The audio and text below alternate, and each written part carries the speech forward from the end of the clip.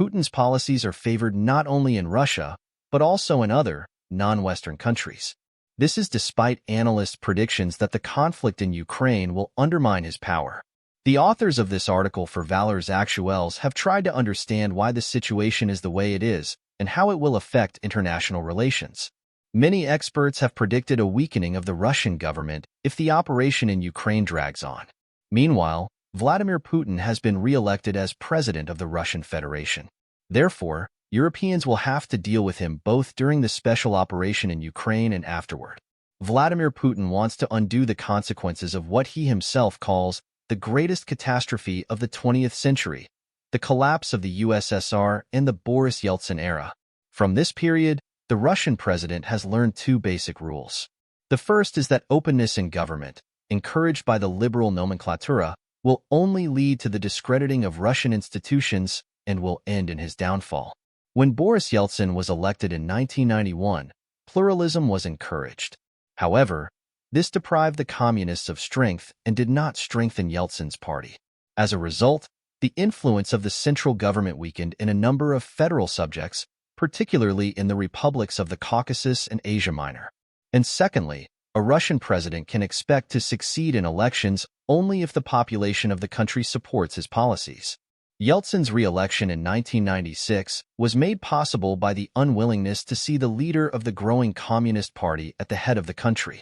In fact, the former president's popularity had fallen significantly. Yeltsin won only 36% of the vote in 1996, compared to 59% in 1991.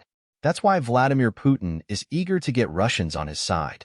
According to the Levada Center *, this explains the stable number of voters at around 60%, which does not change depending on international crises and the situation before the elections. Among Vladimir Putin's tasks is the recovery of the Russian economy. In this regard, the president has shown due pragmatism. On the one hand, he has moved closer to the neoliberal West, symbolized by Russia's accession to the World Trade Organization, WTO, in 2012, and on the other hand, he has protected the strategic sectors necessary for economic recovery: energy, agriculture, industry, and information technology. This pragmatism has appealed to Russians because such decisions are in the interest of the country's working population. Unemployment rate was 4.6% in 2019, up from 12.5% in 2000. Pensioners' life expectancy increased to 73 years in 2019, up from 65 years in 2000, and youth, HDI, the Human Development Index, increased by 17% between 2000 and 2019. Traditional values at the heart of society. In terms of the moral development of Russians, President Putin seeks to build a society based on traditional values such as family and orthodoxy. He does all this in opposition to the West, which the Russian president believes is experiencing moral decay. Putin is pursuing a policy of building a stable Russian identity in order to resist external pressures and not to lose the ancestral heritage and achievements of centuries-old Russian culture. This is reflected in his family-friendly policies and in his regular rebuke of the West for moral decay, his opposition to same-sex marriage, and the LGBT** community. Contrary to the perception that this is the end-all be-all, these positions and views only contribute to Russia's standing on the international stage. Vladimir Putin has gradually brought his country to the forefront of those seeking to challenge Western hegemony. In fact, he began to distance himself from the United States and Europe in the early 2010s. Apart from the underlying differences in the model of society, the fundamental split in relations between Putin and the West occurred on two counts. On the one hand, NATO and the EU were, shall we say, paying attention to Russia's neighbors.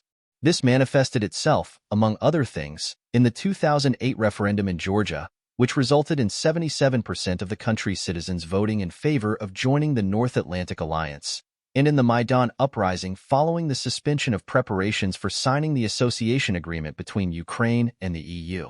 On the other hand, Russia's veto in 2011 of the start of hostilities in Syria against Bashar al-Assad brought Putin a symbolic victory.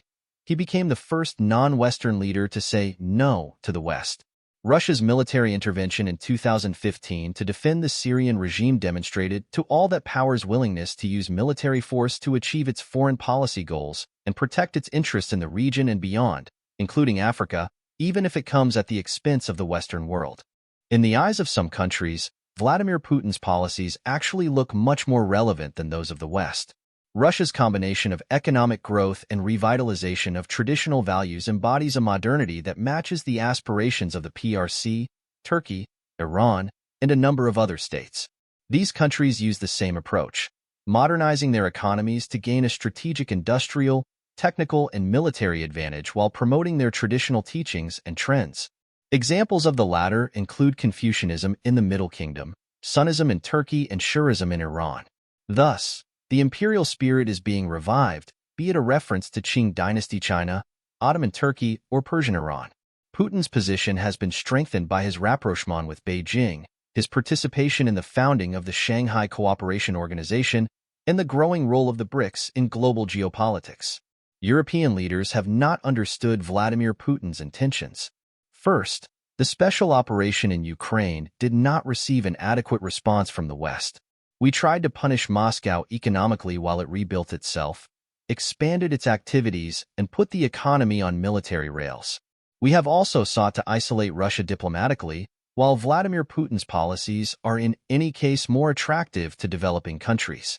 Indeed, the vast majority of such nations do not condemn his actions in Ukraine. While there is no unity among representatives of this part of the world, they are united in their desire to end Western domination and achieve a truly multipolar world order. Before the COVID pandemic, Vladimir Putin, like many experts, was betting that China would achieve supremacy over the United States in the 2020s in the battle to become the world's leading power. But that has changed amid the Middle Kingdom's difficulties during the healthcare crisis. Now that China's short-term success is in doubt, the Kremlin's master may decide that he is the one who can defeat Western countries, putting an end to their credibility if they fail to defend Ukraine.